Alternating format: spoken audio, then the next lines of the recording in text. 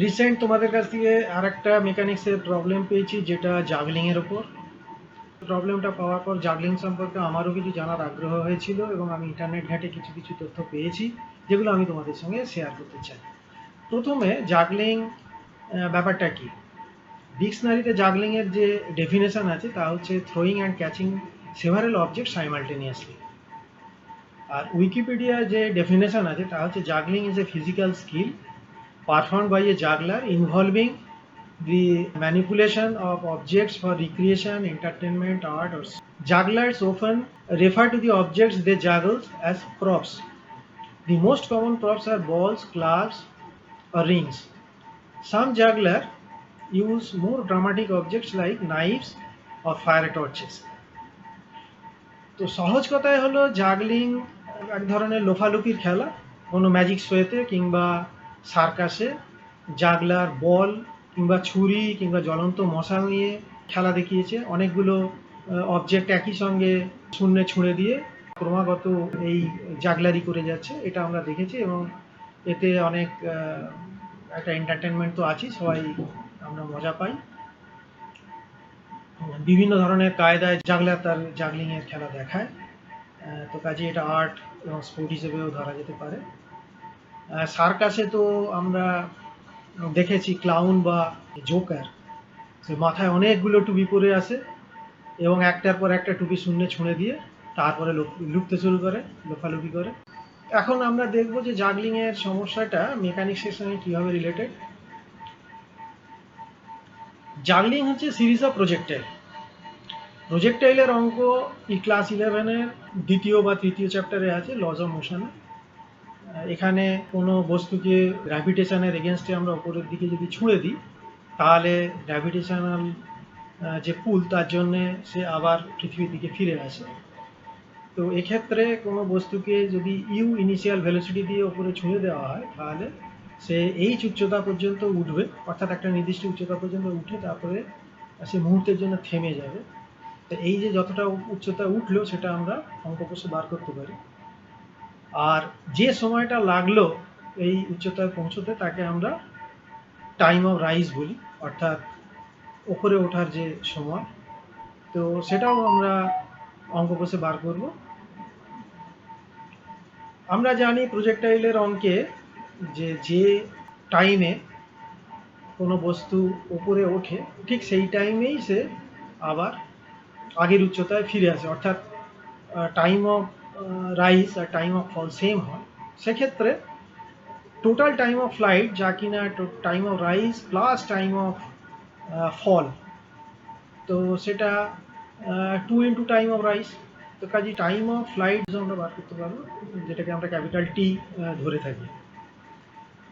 আরেক শর্ত হচ্ছে যে টাইম অফ ফ্লাইট যদি বেশি হয় তাহলে বেশিক্ষণ শূন্য থাকবে কোনো বস্তু, কাজেই সে অনেক বেশি উঁচু পর্যন্ত উঠতে পারবে, অর্থাৎ হায়ার অল্টিটিউডে সে পৌঁছে যাবে। তো কাজেই projectile with more time of flight will rise to higher altitude. আমরা এখানে অঙ্ক করে রিলেশনগুলো আমরা বার করতে পারবো। আমরা প্রথমে একটা ওয়াই অক্ষ নিলাম, যেটা ভার্টিক্যাল ডিরেকশনকে রিপ্রেজেন্ট করে। এক্স অক্ষ হচ্ছে এখানে হরিজন্টাল ডিরেকশন।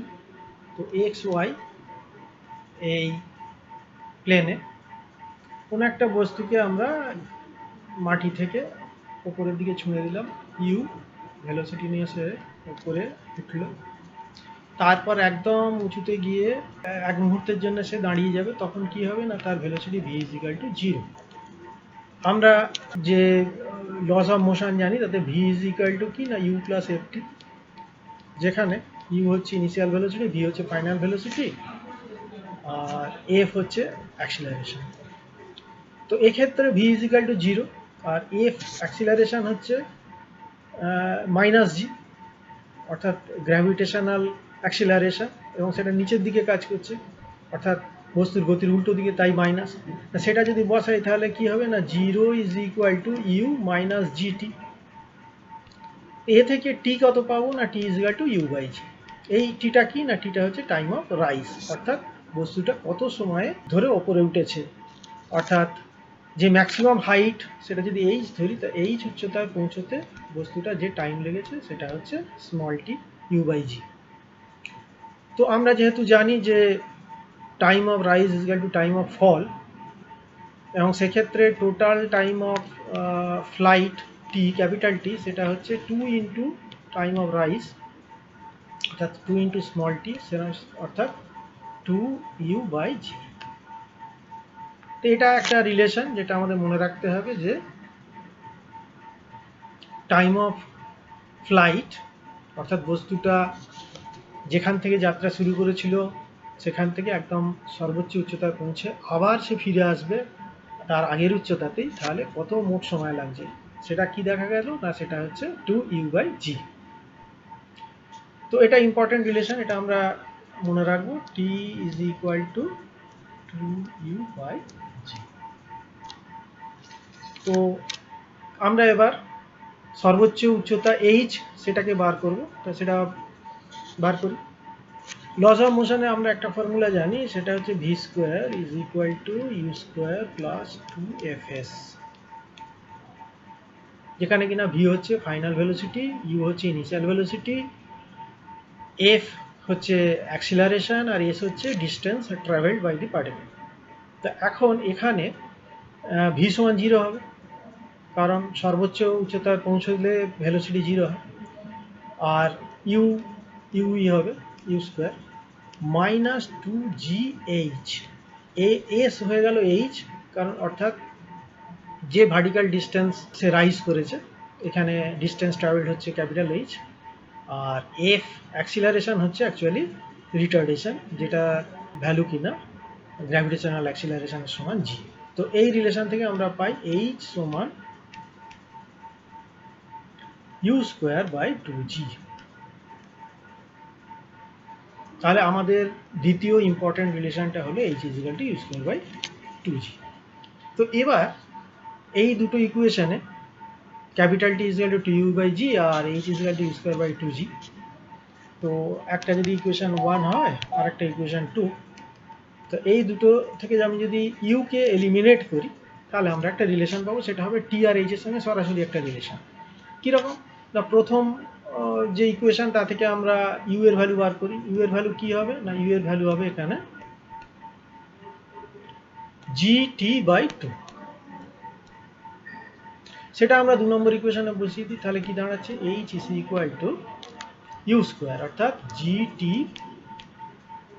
বাই 2 এর whole square by 1 by 2g, সমান কি দাঁড়ায় না, সমান দাঁড়ায় g square t square by 8g, অর্থাৎ কি না জি টি স্কোয়ার বাই 8। এই রিলেশনটা আমাদের অনেক সময় কাজে লাগবে। আর এ থেকে আমরা আরেকটা জিনিস দেখতে পাচ্ছি যে এইচ ভ্যারিজ অ্যাজ টি স্কোয়ার, অর্থাৎ কি না যদি টাইম অফ ফ্লাইট যত বেশি হবে ততই বস্তু বেশি উঁচু পর্যন্ত, বেশি উচ্চতা পর্যন্ত রাইজ করবে বা বেশি উচ্চতা পর্যন্ত পৌঁছবে। এই ফর্মুলাগুলোই যথেষ্ট আমাদের প্রজেক্টাইলের সম্পর্কে অঙ্ক করার জন্য বা জাগলিংয়ের যে অঙ্কগুলো আছে তা সেগুলো করার জন্য। এবার জানাই জাগলিং সম্পর্কে যে আমি স্টাডি করেছি সেটা কোন কোন সাইট থেকে মেনলি আমি স্টাডি করেছি, তোমরা ওগুলো এই সাইটগুলো ভিজিট করতে পারো এবং দেখতে পারো। মেনলি এটা টেইলর গ্লেনের beginners tutorial, intermediate tutorial and advance tutorial, আমি তিনটেই ওয়েবসাইটের ইউআরএল দিয়ে দিলাম, তোমাদের পছন্দ হলে দেখো, তবে এখন নয়, আগে পরীক্ষা হয়ে যাক, তোমরা কোথাও চান্স পাও তারপর জাগলিং নিয়ে রিসার্চ করো। এখন তার আগে জাগলিংয়ের অঙ্কগুলো করতে হবে, সেগুলো নিয়ে কসরত করলেই ভালো। এই জাগলিং সম্পর্কে আমি যে পড়াশোনা করেছি বা এই ওয়েবসাইট থেকে যে ইনফরমেশান পেয়েছি তা থেকে কিছু কিছু ছোটো ছোটো ক্লিপ বানিয়েছি, যেগুলো আমাদের এই জাগলিং সম্পর্কে সব কিছু বুঝতে সাহায্য করবে। যেমন প্রথম যে ক্লিপটা, এটা হচ্ছে থ্রোজ অ্যান্ড ক্যাচেস আর usually done with both hands, অর্থাৎ দু হাতে করেই এই বল ছোঁড়া বা লোফা কাজটা করা হয়। তবে কিছু কিছু জাগলার শুধু এই হাতকে যে কাজে লাগায় তা নয়, কখনো পা দিয়েও, কখনো মাথা দিয়েও বা শরীরের অন্যান্য অঙ্গকেও কাজে লাগায় এই জাগলারিতে। আবার কোনো কোনো ক্ষেত্রে সিঙ্গল হ্যান্ডেড বা অর্থাৎ এক হাতেই এই জাগলিং দেখায়, জাগলিংয়ের কসরত। এখন টেলর গ্লেন টিউটোরিয়ালে তার যে লেসন দিয়েছে তার থেকে যে ক্লিপ আমরা পেয়েছি সেটুকু দেখাই, দেখা যাক এখানে এই ক্লিপটা। So the pattern we're going to learn today is called the 3-ball cascade. It looks like this.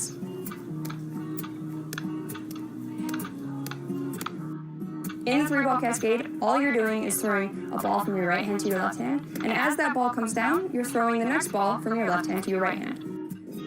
And then you repeat. It's just right, left, right, left. পরবর্তী ভিডিওয়ে আসি। এর হেডিং হচ্ছে throws of balls should be in same vertical plane, অর্থাৎ একই উল্লম্ব তলে বলগুলোকে ছোঁড়া হয়ে থাকে। তা এখানে গ্লেন কি বলেছেন দেখি। Balls shouldn't be coming forward or backwards. So none of this and none of this. You want everything to stay relatively in the same plane. Right, left, right. Right, left, right. পরবর্তী clip. Throws are evenly timed, so throws are rhythmic, অর্থাৎ কিনা এই যে বলগুলো ছোঁড়া হচ্ছে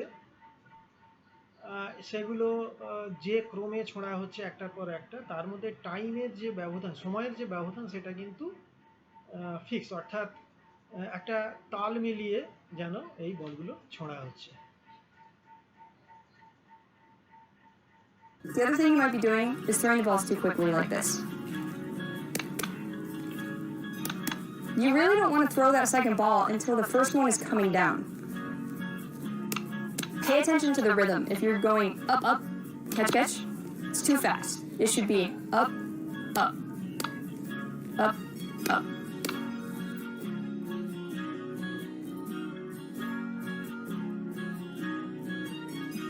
Okay, so practice that 2-ball exercise over and over again. Try mixing it up where you go right, left, catch, catch, left, right, catch, catch, right, left, catch, catch, left, right, catch, catch.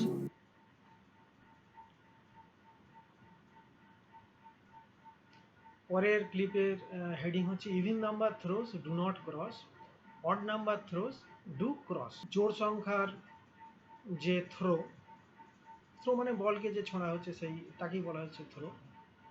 Do not cross, video দেখলেই আমরা বুঝতে পারবো যে ব্যাপারটা কি। প্রথম অংশটা আমরা দেখবো যে even number throw do not cross, তো দেখা যাক। What's happening when we're juggling 4 balls? The 4-ball pattern is called the fountain. It looks like this.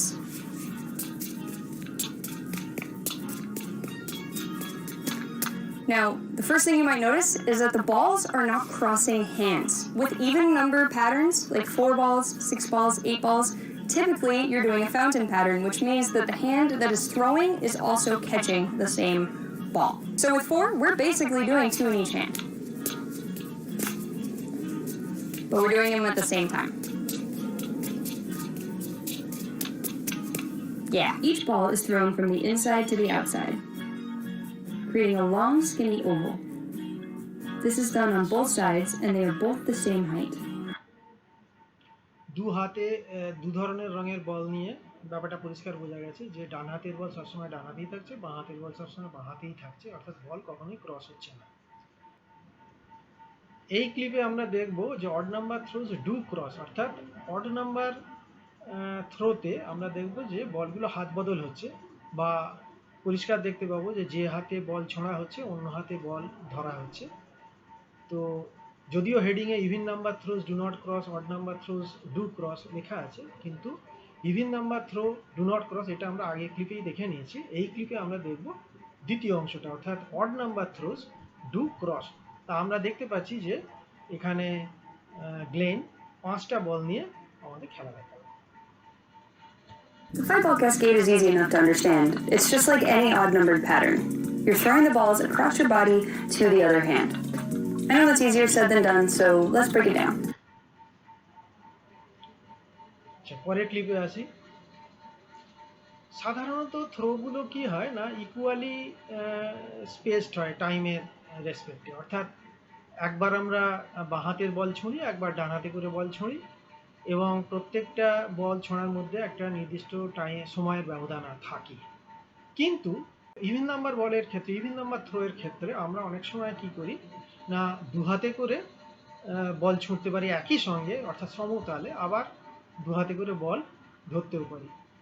এবং খেলাটা এরকম হয় যে একই তালে বা সমতালে আমরা সিনক্রোনাইজ ওয়েতে আমরা বল ছোঁড়া লোফা করতে করতে আবার সেটাকে সুইচ ওভার করতে পারি যে অ্যাসিনক্রোনাস মোডে। তো সেটা যে কীভাবে হচ্ছে আমরা এই ক্লিপে পরিষ্কার দেখে নিতে পারি।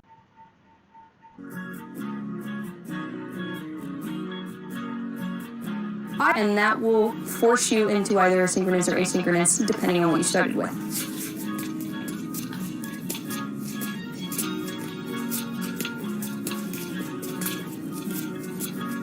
Watch my right hand here. I'll throw one ball slightly higher, but then the left hand will throw at the normal height. This will cause those two balls to come down at the same time. That way I can start throwing both hands at the same time. To get out of it, I'll throw both hands at the same time, but the right hand will, once again, go slightly higher. The left hand will go the normal height. This will cause the left hand ball to then come down sooner, which means I'll throw the left ball sooner. I'll start the asynchronous pattern from here.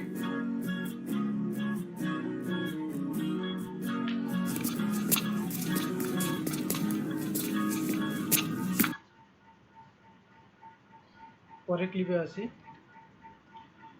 এখানে আমরা দেখতে পাচ্ছি যে in n ball cascading at any instance props are at different heights on their path of trajectory. যেহেতু বলগুলো একের পর এক একটা নির্দিষ্ট সময়ের ব্যবধানে ছোঁড়া হয়, স্বাভাবিকভাবেই তারা তাদের পাথ অফ ট্র্যাজেক্টরিতে, অর্থাৎ যে পথ তারা অতিক্রম করছে তাতে তারা বিভিন্ন উচ্চতায় অবস্থান করবে।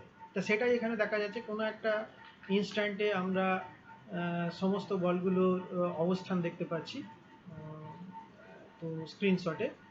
তো এটা আমরা এবার যদি অ্যানালিসিস করি বা যদি দেখি, তাহলে দেখি আমরা বলগুলোর অবস্থান কোথায়। আমরা প্রথম থেকে দেখি, প্রথম বল যেটা ছাড়া হয়েছিল, যেটা এখন হাতে চলে আসছে, সেটা হচ্ছে এইটি। এটা 1 নম্বর বল, এটা সর্বপ্রথম হাতে এসে পৌঁছবে। এরপরেই এসে পৌঁছবে যে বলটা, সেটা হচ্ছে এই উচ্চতায় আছে, এটা হচ্ছে 2 নম্বর বল, অর্থাৎ 2 নম্বর বল যেটা হাতে এসে পৌঁছবে। 3 নম্বর বল কোনটা না, তৃতীয় বলটা হচ্ছে এইখানে, যেটা এরপরে হাতে এসে পৌঁছবে। আর 4 নম্বর বল কোনটা না, 4 নম্বর বল এইটা, এখনো উপরে উঠবে এবং তারপরে ঘুরে এসে হাতে এসে। 5 নম্বর বল কোনটা, এটা 4 নম্বর বল। 5 নম্বর বল হচ্ছে এইটা, যেটা এখনো হাতে আছে, এখন ছাড়া হয়নি, এবার এই মুহূর্তে এটাকে উপরের দিকে ছাড়া হয়। অর্থাৎ দেখা যাচ্ছে যে 5টা বল নিয়ে খেলায় 5টা বলেরই অবস্থান কিন্তু 5টার বিভিন্ন উচ্চতায় রয়েছে। কোনো একটা ইনস্ট্যান্টে অবস্থান চেঞ্জ হবে, কিন্তু সবসময় তারা একটা ব্যবধান মেনটেন করবে নিজেদের মধ্যে। কীরকম ব্যবধান না, ব্যবধানগুলো সময়ের ক্ষেত্রে ইকুয়াল। এখান থেকে এখানে পৌঁছতে যে টাইম লাগবে সেটা, এখান থেকে এখানে এসে পৌঁছতে যে টাইম লাগবে সেটা, এখান থেকে এখানে এসে পৌঁছতে যে টাইম লাগবে সেটা, এগুলো সব সমান। মানে দূরত্ব সমান নয়, কিন্তু টাইমটা সমান, অর্থাৎ সময়ের ব্যবধানটা সমান। তো এতক্ষণ আমরা যে জাগলিং দেখলাম তার পয়েন্টসগুলো আমরা সামারি করতে পারি। প্রথম পয়েন্ট হচ্ছে থ্রোজ অ্যান্ড ক্যাচেস আর usually done with both hand. আমরা আগেই দেখেছি যে দু হাত দিয়ে বল ধরা হচ্ছে এবং ছোঁড়া হচ্ছে। এরপরের পয়েন্ট হচ্ছে throws of balls should be in same vertical plane. সেটাও আমরা দেখে নিয়েছি, বুঝে নিয়েছি যে বলগুলো ছোঁড়ার সময় আগুপিছু করলে জাগলারকেও সেইটা ধরার জন্য আগুপিছু হতে হবে এবং সেক্ষেত্রে কোনো বল মিস হয়ে যেতে পারে। কাজেই প্রত্যেকটা বলই যেন একই ভার্টিক্যাল প্লেনে ছোঁড়া হয় বা ধরা হয়। 3 নম্বর হচ্ছে যে throws are evenly timed, so throws are rhythmic, time gap is called a beat. এটা খুব ইম্পর্ট্যান্ট পয়েন্ট। কি না, আমরা বলগুলোকে একের পর এক ছুঁড়ছি এবং প্রত্যেকটা বলের ছোঁড়ার মধ্যে যে ব্যবধান, একটা বল থেকে আরেকটা বল ছোঁড়ার মধ্যে যে ব্যবধান, সেটা হচ্ছে 1 বিট। সেটাই হচ্ছে এই জাগলিংয়ের সময়ের মেন ইউনিট। এর ওপরই সমস্ত অঙ্ক আমাদের করতে হবে। কাজেই এই থ্রোয়িংয়ের ব্যাপারটা রিদমিক, অর্থাৎ একটা তাল মিলিয়ে হচ্ছে। এর পরের পয়েন্ট হচ্ছে even number throws balls do not cross as both hands work independently. ডান হাত ছোঁড়া বল ডান হাতি ধরবে, বাঁ হাতের ছোঁড়া বল বাঁ হাতি ধরবে, সেই জন্য এক হাত থেকে অন্য হাতে যাবে না, অর্থাৎ ক্রস করবে না। তাই ইভিন নাম্বার থ্রো এর ক্ষেত্রে বল কখনো এক হাত থেকে অন্য হাতে যায় না, হাত বদল হয় না। কিন্তু অড নাম্বার থ্রো এর ক্ষেত্রে বল ক্রস করে, অর্থাৎ বাঁ হাতের ছোঁড়া বল ডান হাত ধরবে এবং ডান হাতের ছোঁড়া বল বাঁ হাত ধরবে, সেই জন্য সবসময় এই থ্রো হাত বদল হবে। এখানে জোড় সংখ্যা বা বিজোড় সংখ্যা থ্রো এই ব্যাপারটা পরে বোঝা যাবে যখন আমরা জাগলিংয়ের প্যাটার্ন নিয়ে আলোচনা করব। এখনকার মতো এইটুকু বুঝলেই হবে যে ইভিন নাম্বার থ্রো মানে আমরা ইভিন নাম্বার বল নিয়ে খেলছি, আর অড নাম্বার থ্রো মানে অড নাম্বার বল নিয়ে খেলছি, যদিও সেটা থ্রো নাম্বারের সঙ্গে এই বলের সংখ্যার কোনো সম্পর্ক নেই বিশেষ। কিন্তু এক্ষেত্রে এখনকার মতো এটাই আমরা ধরে নিচ্ছি, কারণ আমরা এক্ষেত্রে যে খেলাটা খেলছি সেটা হচ্ছে একটা নির্দিষ্ট প্যাটার্ন, এটা হচ্ছে এন বল ক্যাসকেডিং প্যাটার্ন। তো এর ক্ষেত্রে এটা সত্যি যে ইভিন নাম্বার থ্রো মানে হচ্ছে আমরা ইভিন নাম্বার বল নিয়ে খেলছি, আর অড নাম্বার থ্রো মানে আমরা অড নাম্বার বা বিজোড় সংখ্যক বল নিয়ে খেলছি। Though throws are evenly timed, sometimes synchronous delivery is also done. সেটা আমরা আগে দেখেছি যে যদিও আমরা বলেছি যে বলগুলো ছোঁড়া হচ্ছে একটা নির্দিষ্ট ব্যবধানে, কিন্তু অনেক সময় আমরা বিশেষ করে জোড় সংখ্যার বল খেলার সময় আমরা যেহেতু দুটো হাত ইন্ডিপেন্ডেন্টলি কাজ করে, অর্থাৎ যে হাতে বল ছোঁড়া হয় সেই হাতেই সেই বলকে ধরা হয়, সেই জন্য অনেক সময় আমরা একই সঙ্গে বল ছুঁড়তে পারি এবং একই সঙ্গে বল ধরতে পারি, অর্থাৎ কাজটা তাল মিলিয়েও হতে পারে আবার সমতালেও হতে পারে, অ্যান্ড অ্যাসিনক্রোনাস এবং সিনক্রোনাস দুভাবেই হতে পারে। In n-ball cascading, at any instance, props are at different heights on their path of trajectory. তো এটা তো আমরা অলরেডি ক্লিপে দেখে নিয়েছি যে যেহেতু বলগুলো বিভিন্ন সময়ে ছোড়া হয়েছে, তারা শূন্যে বিভিন্ন সময়ে ডিউরেশনে অবস্থান করেছে, তাই তাদের হাইট অর্থাৎ যেখান থেকে ছোঁড়া হচ্ছে সেই অবস্থান থেকে তাদের উচ্চতা সেগুলো আলাদা আলাদা। Juggling pattern. তো juggling pattern consists of a number of throws with different beat numbers. Example 7 5 3 1 6 3 3 4 2 3 ইত্যাদি। এই জাগলিং প্যাটার্নের সঙ্গে থ্রো নাম্বার জড়িয়ে আছে, যেমন 7 5 3 1 এগুলো হচ্ছে এক একটা থ্রো, চারটে থ্রো, এবং চারটে থ্রোয়ে আলাদা আলাদা নাম্বারের। যেমন 7 প্রথম থ্রোয়ের নাম্বার হচ্ছে 7, দ্বিতীয় যে থ্রো তার নাম্বার হচ্ছে 5, তৃতীয় হচ্ছে 3, চতুর্থ হচ্ছে 1। পরে যে প্যাটার্ন সেটা হচ্ছে 6 3 3, অর্থাৎ এর ফার্স্ট থ্রো হচ্ছে থ্রো নাম্বার হচ্ছে 6, সেকেন্ড এবং থার্ড থ্রোর নাম্বার হচ্ছে প্রত্যেকেই 3। এরপর হচ্ছে 4 2 3 4 2 3। এই প্যাটার্নে প্রথম থ্রো যেটা তার থ্রো নাম্বার হচ্ছে 4, 2 হচ্ছে সেকেন্ড থ্রো নাম্বার, আর 3 হচ্ছে থার্ড থ্রো নাম্বার।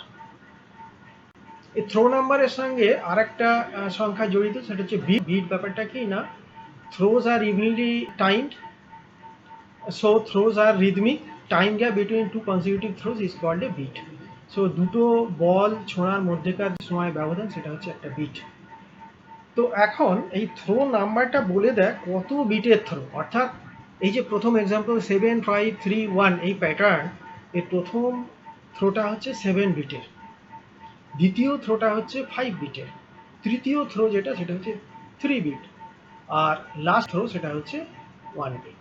অর্থাৎ এদের যে টাইম অফ ফ্লাইট, অর্থাৎ এরা কত সময় ধরে শূন্যে থাকবে সেটা বিট নাম্বার দিয়ে বোঝা যাচ্ছে। প্রথম যে থ্রো সেটা 7 বিট এই ডিউরেশনের জন্য সে শূন্যে থাকবে, শূন্যে ভেসে থাকবে। দ্বিতীয় বলটা 5 বিট টাইমের জন্য, 5 বিট টাইমের জন্য সে শূন্যে ভেসে থাকবে। থার্ড বলের জন্য 3 বিট নাম্বার এবং সেটা 3 বিটের জন্য সে শূন্যে ভেসে থাকবে, এবং লাস্ট বলের বিট নাম্বার হচ্ছে 1, সে 1 বিটের জন্য শূন্যে ভেসে থাকবে। তো এইভাবেই অন্যান্য প্যাটার্নগুলোকেও আলোচনা করা যায়। তো যেহেতু এই থ্রো নাম্বারগুলো বিট নাম্বার বা টাইম অফ ফ্লাইটকে নির্দেশ করছে, এবং টাইম অফ ফ্লাইটের সঙ্গে আমরা জানি যে প্রজেক্টাইলের যে হাইট বা যে উচ্চতায় ও ম্যাক্সিমাম পৌঁছয় তার একটা রিলেশন আছে। সেক্ষেত্রে আমরা দেখে বুঝতেই পারছি যে যদি বিট নাম্বার বেশি হয় তাহলে সে বেশিক্ষণ ধরে শূন্যে থাকছে এবং সে বেশি উচ্চতায় উঠছে। অর্থাৎ বিট নাম্বার যদি বেশি হয় কোনো থ্রোয়ে, তার মানে বুঝতে হবে সেই থ্রোটা যে প্রপ, অর্থাৎ বলই হোক, ছুরি হোক বা মশালি হোক, সেটা অনেক বেশি উচ্চতা পর্যন্ত উঠবে। দেখা যাক টেলর গ্লেন কিভাবে এটা এক্সপ্লেন করেছে। Basically, there are a series of numbers, and each number is going to represent one throw in the pattern. Or to be more specific, one beat in the pattern, because juggling is rhythmic. But if that confuses you, just think of them each as one throw. And remember, it will always go alternating hands. So when you see one number, that means it's thrown with one hand, the next number will be thrown with the other hand. It also doesn't matter which hand you start with. You can start with your right or your left hand, as long as you're alternating every throw. So you read it from left to right, and the numbers go in that order. But what do the numbers actually mean? Good question. What it actually means is more to do with the timing of when you're going to throw that object again, but I always found that really confusing. So the general rule of thumb is that it represents how high you're supposed to throw each prop. You can check out the Wikipedia article, it'll explain more, but basically that number means how high you should throw it. So let's start with the most basic throw. When we juggle 3 balls, we juggle it about right here. Well, this is a 3. So a 3 is a throw done about at 3-ball height. That's the easiest rule of thumb that you're going to learn, is that each number is going to represent about how high you would juggle that many objects. So whenever you see a 3 in a side swap, it will look like that.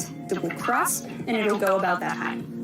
That's a 3. So if a 3 represented how you would throw a 3-ball pattern, then a 4 represents how you would throw a 4-ball pattern, which is like this. So basically, a 4 is a ball that goes straight up and does not cross, just like when we juggle a 4-ball fountain, and it goes a little bit higher than a 3. That's a 4. So whenever you see a 4 in a pattern, that means you throw the ball like that. So we have a 3 and a 4. 3, 4. Following that same logic, a 5 is how you would throw a 5-ball pattern. Whenever you see a 5 in a side swap, it means it's crossing hands, and it's going about as high as you would throw a 5-ball pattern. So to recap, we have a 3, a 4, and a 5. Based on that logic so far, you can guess that a 6 is going to be just like a 4, where it doesn't cross, but even higher. So you may notice now that all the odd numbers are always going to cross, and all the even numbers are always going to go straight up to the same hand. That's really important to know. It's just like in the base juggling patterns. When you juggle 4, they don't cross. When you juggle 6, they don't cross. However, when you juggle 3, 5, and 7, they do cross. So with side swap, that's the easiest thing to remember. Odd numbers will be crossing, even numbers will go straight up, and the higher the number gets, the higher the throws get, to basically match the height of the pattern that you would juggle with that many objects. তো এর আগের যে ক্লিপটা ছিল, সেখান থেকে আমরা juggling pattern সম্পর্কে অনেকটাই ভালো বুঝতে পেরেছি। তো এখন জাগলিং প্যাটার্ন সম্পর্কে আরও যদি কিছু বুঝতে হয়, তাহলে আমি সাজেস্ট করি টেলর গ্লেনের একটা সাইট রয়েছে এবং আরেকটা সাইট রয়েছে আলেকজান্ডার লেম্যানের। তো এই দুটো সাইটে কিন্তু খুব সুন্দরভাবে জাগলিং প্যাটার্ন সম্পর্কে বুঝিয়ে দেওয়া হয়েছে। Juggling pattern are ruled by mathematics. সত্যি জাগলিং প্যাটার্ন কিন্তু ম্যাথমেটিক্সের রুল মেনে চলে, কারণ আলটিমেটলি জাগলিং আর কিছুই নয়, সিরিজ অফ প্রজেক্টাইল। তো প্রজেক্টাইল যদি অঙ্ক মেনে চলে, তাহলে জাগলিং প্যাটার্নও অঙ্ক মেনে চলবে। তো এক্ষেত্রে সবচেয়ে সহজ যে জাগলিং প্যাটার্ন, সেটা হচ্ছে সিম্পলেস্ট জাগলিং প্যাটার্ন, সেটা হচ্ছে কাস্কেডিং। এন বল কাস্কেডিং মানে আমি যদি এনটা বল নিয়ে খেলি এবং প্রত্যেকটা বল পর্যায়ক্রমে ওপরে ছুঁড়ে দিই এবং ধরি, অর্থাৎ এনটা বলই ক্রমান্বয়ে ওপরে উঠবে এবং তাদেরকে ধরে নেওয়া হবে, ক্যাচ করা হবে, এবং আবার সেই বলগুলো ক্রমান্বয়ে ওপরে উঠবে। এটা ক্রমাগত ঘটতেই থাকবে। তো এক্ষেত্রে বলা হয় এন বল ক্যাসকেডিং। আর যদি প্যাটার্ন হিসেবে লিখি, তাহলে আমরা লিখব N N N N N, এরকমভাবে। এখানে প্রত্যেকটা থ্রোয়ের যে বিট, সেটা হচ্ছে এন বিট। অর্থাৎ যেহেতু প্রথম বলটা ছোঁড়ার পরে আবার তার টার্ন আসবে n+1 বিটের উপরে, অর্থাৎ তার মাঝখানে n বিটে nটা বল ছোঁড়া হয়ে গেছে, তবেই আবার সে আবার ফিরে আসবে এবং তাকে আবার ছোঁড়া হবে। অর্থাৎ প্রত্যেকটা বল শূন্যে n ইন্টু বিট এই টাইমের জন্য তা সে শূন্যে ভেসে থাকবে, অর্থাৎ প্রত্যেকটা বলেরই টাইম অফ ফ্লাইট হবে n বিট। তো এটাই হচ্ছে সবচেয়ে সিম্পলেস্ট প্যাটার্ন। তো এরপর কমপ্লিকেটেড প্যাটার্ন কিভাবে হবে, তো সেটা তো আমরা দেখলামই যে থ্রোয়ের যদি আমরা বিট নাম্বারকে আলাদা করতে পারি তাহলে তারা বিভিন্ন হাইটে ওপরে উঠবে, আর কী হবে না তারা বিভিন্ন সময়ে টাইম গ্যাপে আবার হাতে ফিরে আসবে। তো এই নিয়ে আমরা দেখছি আবার পরবর্তী স্লাইডে কি বলছে। পরবর্তী স্লাইডে যে জাগলিং প্যাটার্ন ক্যারেক্টারিস্টিক যে বিশেষত্ব, এই জাগলিং প্যাটার্নের বিশেষত্বগুলো কী কী, যেমন প্রথম হচ্ছে n ball cascade has each throw of beat number n, already আমি এটা ডিসকাস করে নিয়েছি। এর আর কি কি এর বৈশিষ্ট্য, না এক হচ্ছে each throw has time of flight n beat, এটাও আলোচনা করেছি। হচ্ছে all throws have equal altitude, হ্যাঁ যেহেতু টাইম অফ ফ্লাইট সবকটা বলের ক্ষেত্রেই সমান, কাজে সবকটা বল সমান উচ্চতা পর্যন্ত উঠবে। Sequence of throw is same as sequence of catch, first thrown drop is got first, অর্থাৎ প্রথম যে বলটা ছোঁড়া হবে ধরার সময় সেই বলটাই প্রথমে ধরা হবে, আর দ্বিতীয় বল ছোঁড়া হলো সেটাও দ্বিতীয় ক্ষেত্রে ধরা হবে। তো এইভাবে প্রথম দ্বিতীয় তৃতীয় বলগুলো ধরা হবে, ধরার যে ক্রম সেগুলো প্রথম দ্বিতীয় তৃতীয়, অর্থাৎ থ্রোয়ের যে সিকোয়েন্স ক্যাচেরও সেই সিকোয়েন্স। পরবর্তী প্যাটার্ন হচ্ছে যে other than N ball cascade, তো এখানে কি কি ক্যারেক্টারিস্টিক সেটা আমরা দেখে নিই। এক নম্বর হচ্ছে throws with different beat number have different time of flight, throws have different altitude, যেহেতু টাইম অফ ফ্লাইট আলাদা আলাদা কাজেই তারা বিভিন্ন উচ্চতায় অল্টিটিউডে পৌঁছবে, কাজেই প্রত্যেক বলের ক্ষেত্রে একই উচ্চতায় পৌঁছবে না, বিট নাম্বার যে থ্রোয়ের বেশি সে বেশি উচ্চতা পর্যন্ত উঠবে, যার থ্রো নাম্বার যে থ্রোয়ের বিট নাম্বার কম সে কম উচ্চতা পর্যন্ত উঠবে। Period of pattern, number of drops, period কার না, পিরিয়ড হচ্ছে প্যাটার্নের, পিরিয়ডের প্যাটার্ন নাম্বার অফ ড্রপ কিন্তু সেম নয় বা সেম নাও হতে পারে, অর্থাৎ যতগুলো বল নিয়ে আমি খেলছি ততগুলোই থ্রো হবে প্যাটার্নে তার কিন্তু কোনো মানে নেই। আমি যতগুলো বল নিয়ে খেলছি তার চেয়ে কম সংখ্যার থ্রোয়েতেও আমার প্যাটার্ন তৈরি হতে পারে। প্যাটার্নটা হচ্ছে প্যাটার্নের পিরিয়ড অনুযায়ী চলবে, আর নাম্বার অফ ড্রপস সেটা কতগুলো ক্রস দরকার লাগবে সেটা কিন্তু তারও একটা ফর্মুলা আছে, আমরা সেটা দেখে নেব কী করে কোনো একটা বিশেষ প্যাটার্নকে যদি আমরা মেনে নিই বা প্যাটার্নকে নিয়ে আমরা যদি খেলতে থাকি তাহলে আমার মিনিমাম কতগুলো ড্রপ লাগবে সেটা কিন্তু অঙ্ক কষে বার করা যাবে। পরবর্তী ভিডিও দেখলেই আমরা সেটা বুঝতে পারবো। তো এখন আমরা দেখছি যে period of pattern is the number of throws it consists of, অর্থাৎ পিরিয়ড অফ প্যাটার্ন কাকে বলছে না, তার মধ্যে যটা থ্রো আছে সেই সংখ্যাটা, যেমন 7531 প্যাটার্ন যেটা তার পিরিয়ড হচ্ছে 4, কারণ 4টে থ্রো আছে, আর প্যাটার্ন 633 আর 744 এগুলোই কিন্তু দুজনেরই পিরিয়ড হচ্ছে 3, কারণ 3টে করে থ্রো আছে।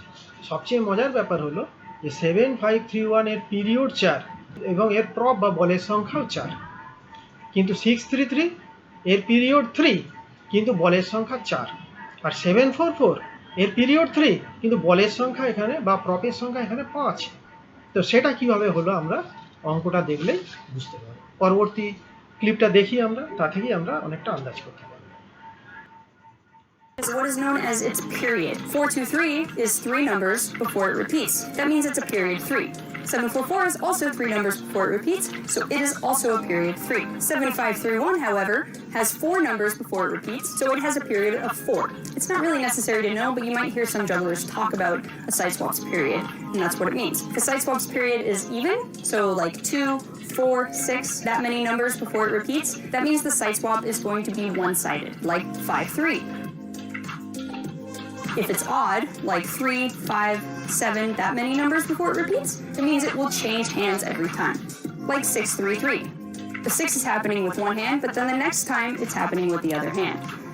Another good thing to know about side swap is that you can figure out how many objects a side swap is based on some very simple math. Add up all the numbers in a side swap and divide it by its period that I just talked about. Let's take 441. We add 4 plus 1 is 9. We divide that by its period. There's 3 numbers, so we divide it by 3. That comes out as 3, which means it's a 3-ball pattern. Let's take 744. We add up those numbers, we get 15. We divide by its period, which is 3. We get 5. That means 744 is a 5-ball pattern. আগের ক্লিপে আমরা বুঝতে পেরে গেছি যে কোনো একটা প্যাটার্নে যদি আমরা জাগলিং করি তাহলে কতগুলো প্রপ লাগবে তার হিসেব সেটা ক্লেনের টিউটোরিয়াল যে ক্লিপ তা থেকে আমরা কিন্তু সহজেই বুঝতে পেরে গেছি। তো এখানে কিন্তু আরেকটা জিনিসও আলোচনা হয়েছে, সেটা হচ্ছে ওয়ান সাইডেড প্যাটার্ন আর অল্টারনেটিং প্যাটার্ন। ব্যাপারটা কীরকম? আমরা জানি যে বল যে ছোঁড়া হচ্ছে এবং বল যে ধরা হচ্ছে সেটা কিন্তু একটা ক্রম আছে। কিভাবে না, যে ছোঁড়াগুলো হচ্ছে বা যে ক্যাচগুলো হচ্ছে সেগুলো কিন্তু একবার বাঁ হাতে হচ্ছে, পরের বার ডান হাতে হচ্ছে, আবার পরের বার বাঁ হাতে হচ্ছে, অর্থাৎ অল্টারনেট হাতে পরপর হয়ে যাচ্ছে। তো যদি কোনো প্যাটার্ন অড নাম্বারের হয়, যেমন এখানে এক্সাম্পলে 4 2 3 বা 7 4 4, এক্ষেত্রে কিন্তু ধরা যাক যদি বাঁ হাত দিয়ে শুরু হয় তাহলে প্রথম থ্রো হবে বাঁ হাতে, তারপরে থ্রো হবে ডান হাতে, আবার তারপরে থ্রো হবে বাম হাতে। তো কাজেই বাম হাত দিয়ে শুরু হয়েছিল কিন্তু বাম হাতেই শেষ হলো। প্যাটার্নটা পরের বার যখন আবার শুরু হবে তখন তাহলে তাকে ডান হাতে শুরু করতে হবে। তাহলে প্রথমবার প্যাটার্নটা শুরু হয়েছিল বাম হাতে, কিন্তু দ্বিতীয়বার প্যাটার্নটা শুরু হলো ডান হাতে, অর্থাৎ হাত বদল হচ্ছে। কি হাত বদল হচ্ছে? বল নয়, প্যাটার্নটা হাত বদল হচ্ছে। আগে যেমন আমরা হিসেব করেছি বল হাত বদল হচ্ছে, কখনো কখনো হাত বদল হচ্ছে না, এবং সেক্ষেত্রে দেখা গেছে যে জোড় সংখ্যার থ্রোয়ের ক্ষেত্রে বল হাত বদল হচ্ছে না, বিজোড় সংখ্যার ক্ষেত্রে হাত বদল হচ্ছে। এখানে কিন্তু প্যাটার্নের ব্যাপার, প্যাটার্ন শুরু হচ্ছে কোথায় আর শেষ হচ্ছে কোথায়। যদি প্যাটার্ন অড নাম্বার পিরিয়ডের হয়, সেই প্যাটার্নটা আমায় যদি চালু রাখতে হয় তাহলে আমাকে অল্টারনেটিং ট্রিক্স ফলো করতে হবে, অর্থাৎ একবার প্যাটার্নটা শুরু হবে বাম হাতে, পরের বার শুরু হবে ডান হাতে। তেমনি যদি ইভেন নাম্বারের পিরিয়ড হয় কোনো প্যাটার্নের তাহলে কী হবে? আচ্ছা, আমরা দেখি যে যদি আমরা 7 5 3 1 এটা নিই, যদি বাম হাতে শুরু করি তাহলে বাম হাত, ডান হাত, আবার বাম হাত, আবার ডান হাত, অর্থাৎ বাম হাতে শুরু হয়ে ডান হাতে আমার প্যাটার্ন শেষ হচ্ছে। তাহলে পরবর্তীকালে আবার প্যাটার্ন বাম হাতেই শুরু হবে। কাজেই বারবার প্যাটার্নটা বাম হাতেই শুরু হতে থাকবে। প্যাটার্ন হাত বদল হচ্ছে না, কিন্তু এখানে যেহেতু প্রত্যেকটা থ্রো অড নাম্বারের, সেহেতু বল হাত বদল হচ্ছে। বাম হাতের বল ঘুরে ডান হাতে আসছে, ডান হাতের বল ঘুরে বাম হাতে আসছে, কিন্তু প্যাটার্ন বরাবর সবসময়ই একটা নির্দিষ্ট হাতে শুরু হচ্ছে। যদি বাম হাতে শুরু হয় তাহলে বাম হাতেই সে বরাবর প্যাটার্নটা শুরু হবে এবং ডান হাতে শেষ হবে, আর যদি ডান হাতে শুরু হয় তাহলে সে বরাবর ডান হাতেই শুরু হয়ে যাবে, বাম হাতে শেষ হবে। তো এই ধরনের যে ট্রিক, একে বলা হয় ওয়ান সাইডেড ট্রিক। এটাও বোঝা গেল নিশ্চয়ই। এরপর আমরা আসবো সরাসরি প্রবলেমে। যেমন প্রথম প্রবলেম হচ্ছে যে a boy while throwing balls vertically upward makes n throws per second at regular time intervals. When the first ball reaches the maximum height, he throws the second one. The maximum height reaches by each ball is. এখানে যেহেতু আমরা already juggling সম্পর্কে অনেক কিছু জেনে গেছি, এখন অঙ্কটা কষতে আমাদের খুবই সহজ লাগবে। যেমন আমি প্রথমে বার করতে হবে বিট কত না n থ্রোস পার সেকেন্ড, কাজেই বিট এখানে হবে 1/n। তো বিট 1/n আমরা লিখি, বিট 1/n। এবার আমরা দেখবো টাইম অফ ফ্লাইট কত। তো কীভাবে বলটা ছোঁড়া হচ্ছে না, যখন ফার্স্ট বল রিচ করেছে ম্যাক্সিমাম হাইটে তখন সেকেন্ড বল ছোঁড়া হচ্ছে। তো কাজেই পরের বল আবার যখন ছোঁড়া হবে তখন ফার্স্ট বল হাতে চলে আসবে আর সেকেন্ড বলটা যাবে হাইয়েস্ট অল্টিটিউডে, অর্থাৎ টাইম অফ ফ্লাইট হচ্ছে 2 ইন্টু বিট টাইম, অর্থাৎ 2/n। তাই টাইম অফ ফ্লাইট হচ্ছে 2/n। এবার বার করতে হবে ম্যাক্সিমাম হাইট রিচড। তার নিচে দেখো আমার ফর্মুলাগুলো লেখা রয়েছে। হাইট অফ প্রজেক্টাইল হচ্ছে h = u²/2g, আর টাইম অফ ফ্লাইট হচ্ছে t = 2u/g। তো এই দুটো ফর্মুলা দিয়ে আমরা ইউ এলিমিনেট করে যে ফর্মুলা পেয়েছি সেটা হচ্ছে h = t²g/8, অর্থাৎ ম্যাক্সিমাম যে হাইট এইচে পৌঁছবে সেটা আমরা টাইম পিরিয়ড থেকে সরাসরি বার করতে পারছি। তাই এখানে আমায় কোন ফর্মুলাটা ইউজ করতে হবে না, h = t²/g। তাহলে আমরা লিখি h = t²g/8।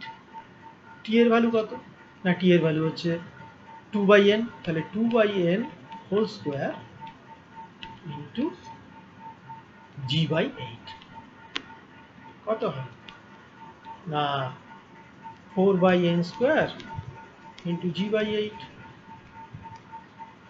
is equal to g/2n²। ঠিক আছে, অঙ্কটা হয়ে গেল। এবার পরবর্তী অঙ্কে আসি। পরবর্তী প্রবলেম হচ্ছে যে এ জাগলার থ্রোজ বলস upward with an interval of 7 throws per second. He catches the ball in the same sequence as those were thrown. If he plays with 3 balls, what velocity does he impart to the balls during throw? তো তাহলে আমরা কি দেখতে পাচ্ছি না, এখানে দেখো অঙ্কটা উপরে লেখা রয়েছে যে জাগলার যে বল থ্রো করছে সেটা হচ্ছে কি ইন্টারভালে না 7 থ্রোজ পার সেকেন্ড। এখানে কিন্তু থ্রো কতগুলো হচ্ছে পার সেকেন্ডে সেটা বলা আছে, বল নয়, বল কিন্তু 3টে বল নিয়ে সে খেলছে, কিন্তু থ্রো হচ্ছে কি না 7টা বল পার সেকেন্ডে। তো কাজেই বিট কি হবে না পার সেকেন্ডে যদি 7টা বল ছোড়া হয় তাহলে প্রত্যেকটা বল ছোড়ার মধ্যে যে ব্যবধান সেটাই হচ্ছে বিট, সেটা হচ্ছে 1/7। আমরা লিখি বিটস 1/7। টাইম অফ ফ্লাইট, তো টাইম অফ ফ্লাইট হচ্ছে এখানে কি, হ্যাঁ তার আগে আমায় বুঝতে হবে প্যাটার্নটা কি। এখানে কি বলছে না he catches the balls in same sequence as those were thrown, অর্থাৎ যে অর্ডারে বল ছোঁড়া হচ্ছে সেই অর্ডারেই বল ধরা হচ্ছে। তো সেক্ষেত্রে এটা হচ্ছে এন বল ক্যাসকেডিং, এন বল এখানে হচ্ছে 3 বল, তাহলে 3 বল ক্যাসকেডিং, অর্থাৎ প্যাটার্ন হচ্ছে আমি এখানে লিখতে পারি 3 বল ক্যাসকেডিং।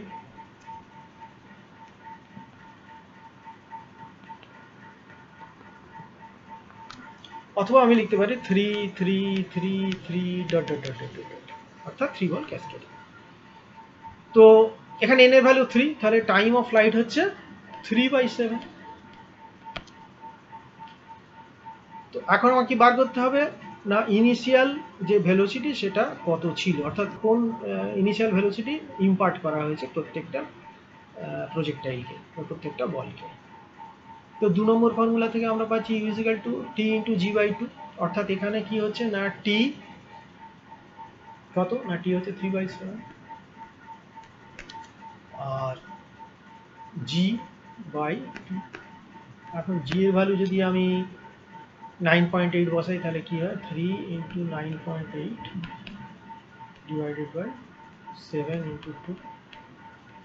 তাহলে আমরা কি দেখবো না কাটাকুটি করে 1.5, এটা কেটে 1.5 আর এটা কেটে এটা 1.4, সবচেয়ে কাটা যাবে 1.4 ইকুয়াল কত হচ্ছে 2.1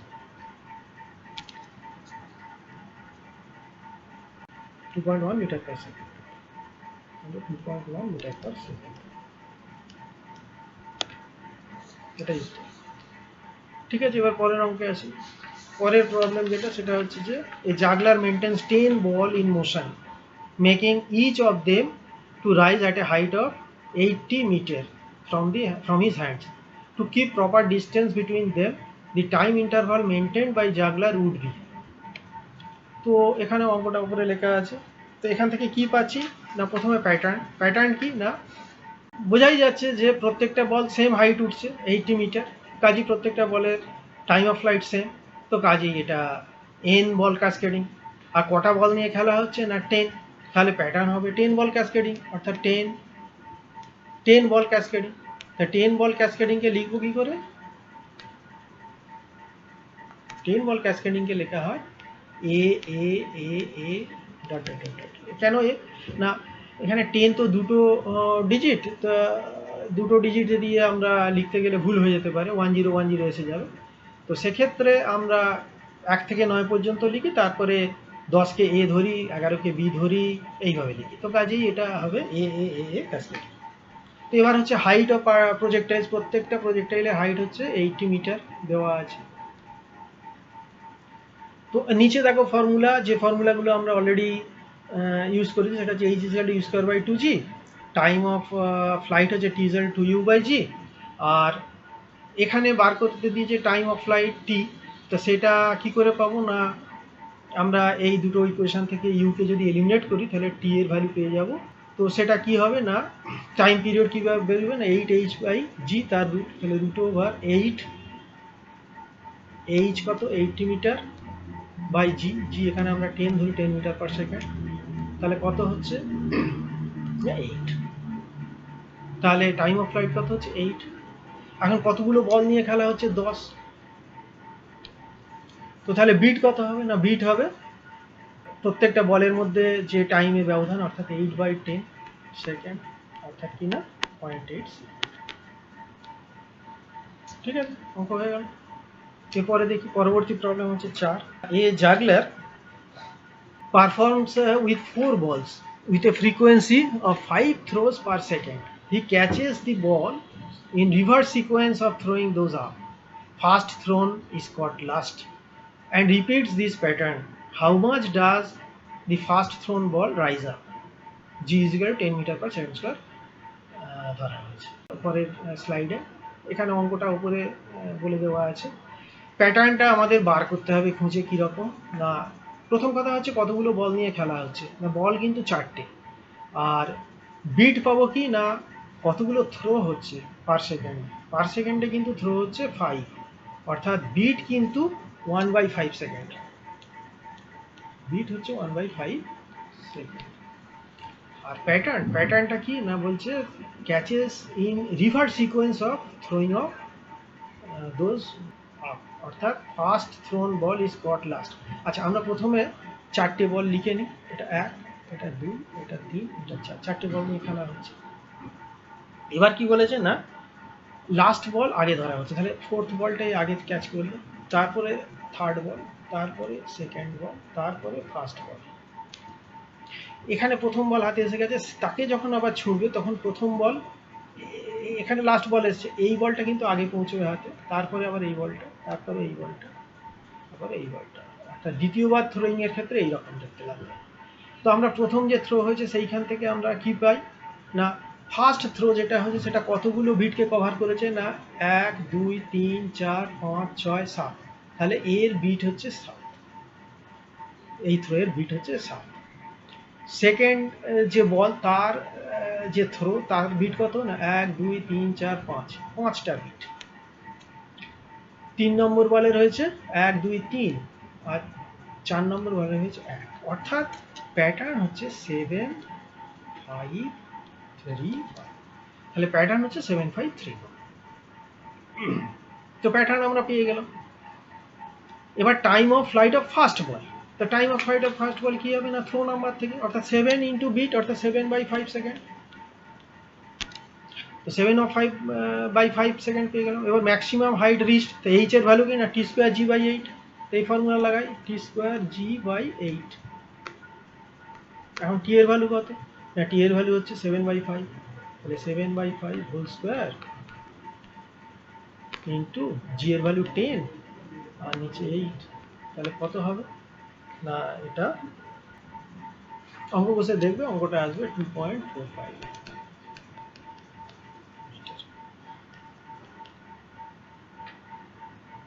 তো বাস এই অঙ্ক হয়ে গেল।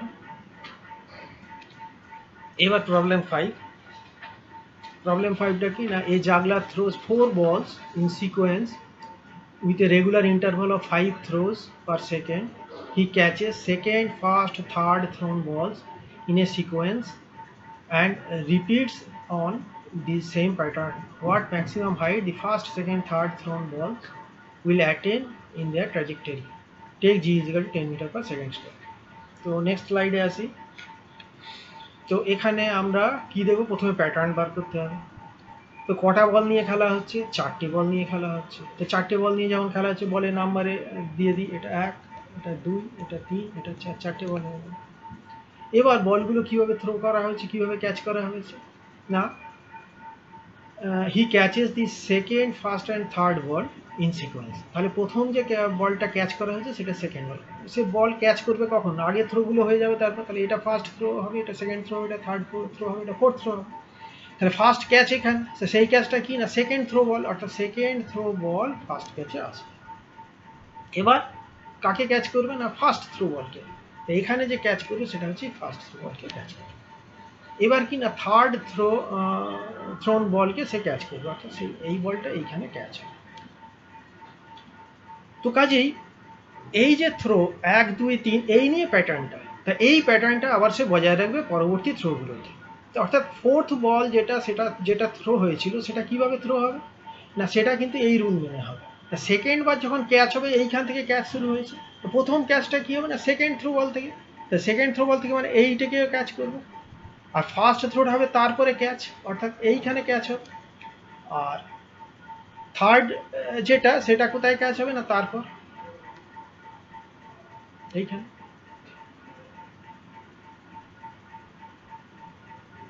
তো এইভাবে এগিয়ে যাবে। তো আমরা এবার দেখি প্যাটার্নটা কী করে বার করবো। প্যাটার্ন হচ্ছে ফার্স্ট থ্রো বল সেটা তার বিট নাম্বার কত, সে কতগুলো বিটকে কভার করেছেন, 1 2 3 4 5, তাহলে এখানে হচ্ছে বিট হচ্ছে 5, তাহলে ফার্স্ট থ্রো এর বিট হচ্ছে 5। তারপরে যে থ্রো সেকেন্ড তার সে কটা বিটকে কভার করেছেন, 1 2 3 3, সেকেন্ড যে থ্রো তার বিট হচ্ছে 3। আর থার্ড যে থ্রো তার সে কটাকে কভার করেছেন, 1 2 3 4, তার হচ্ছে 4, অর্থাৎ প্যাটার্ন সেটা হচ্ছে 5 3 4, 5 3 4, এটা হচ্ছে প্যাটার্ন 5 3 4, 5 3 4 5 3 4 করে রিপিট হতে থাকবে। এবার হচ্ছে বিট। বিট কত না, বিট হচ্ছে নাম্বার অফ বলের উপরেও ডিপেন্ড করবে না, আর প্যাটার্নের পিরিয়ডের উপরেও ডিপেন্ড করবে না। তা এটা কার উপরে ডিপেন্ড করবে না, number of throw per second, 5 throws per second, তাহলে বিট হচ্ছে আগের 5 সেকেন্ড। তাহলে time of flight of first বলের টাইম অফ ফ্লাইট কত হবে না, 5/5 সেকেন্ড, কারণ 5 বিট, 5/5 সেকেন্ড হলো 1 second. Time of flight of second বল কত হবে না, সেকেন্ড বল হচ্ছে 3, তাহলে 3/5 সেকেন্ড, এটা 3/5 সেকেন্ড। আর থার্ড বলের কত হবে না, থার্ড বলে 4/5 সেকেন্ড, তাহলে এটা 4/5 সেকেন্ড।